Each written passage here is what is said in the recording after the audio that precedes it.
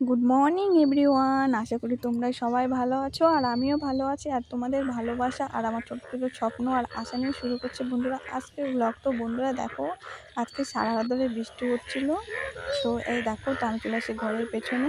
তো এই দেখো, এখানে জল বেঁধে গেছে প্রচণ্ড বৃষ্টির জন্য। আর জানো তো, প্রচণ্ড ব্যাঙগুলো তার বাজনা বাজানো শুরু করে দিয়েছিল। আর এইদিকে দেখো, বৌদি হলো মানে সকাল সকাল বৃষ্টির মধ্যে, গ্রামের বাড়ি বুঝতে তো বড়, মানে বারান্দাতে চা বানাচ্ছে, লাল চা। কারণ জানো, মানে দুধটা মানে ফেটে গেছে, কী করে ফেটেছে কিছু বুঝতে পারি না। তো এখন লাল চা হচ্ছে, অবশ্য ভালোই হয়েছে, দুধ চা অবশ্য শরীরের পক্ষে ভালো না।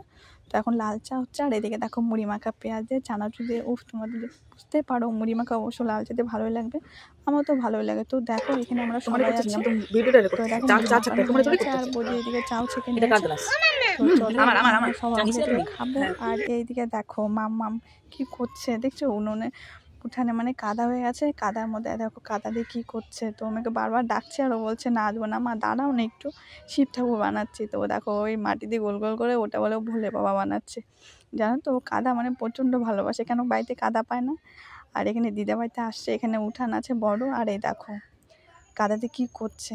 আর জানো তো, ও জল কাদা প্রচণ্ড ভালোবাসে, মানে জল মানে দিনে কবার যে স্নান করে তোমাদের আর কি বলবো। তো যাই হোক, আর এই দেখো এদিকে হলো মা হলো শাক কাটছে রান্না করার জন্য।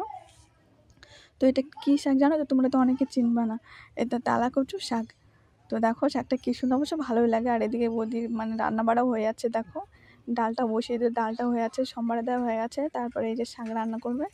আর যে ওই পাশে দেওয়া আছে ভাত। আর এইদিকে ওইদিকে একটু লঙ্কা ভেজে নিচ্ছে, কেননা আলু সিদ্ধ দিয়েছে। আর এদিকে গরম তেলে পোড়নও দিয়ে দিচ্ছে।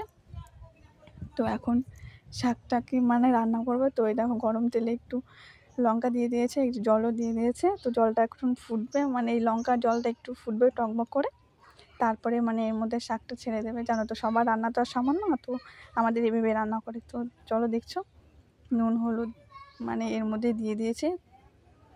তো তারপরে এর মধ্যে মানে শাকটাকে দিয়ে দেবে। এই দেখো, মানে ওই তেলাকুচো শাকটাই, কিন্তু ওই শাকটাকে দিয়ে দিল। দেখো, তোমরা হয়তো অনেকে চেনো, অনেকে চেনো না, অবশ্য শাকটা খাওয়া ভালো। তো তোমাদের বাড়িতে তোমার মা ঠামাদের জিজ্ঞাসা করো, তো অবশ্যই চিনবে। আর এদিকে দেখো, বৌদি মানে একটু বড়া করবে, পাতার বড়া।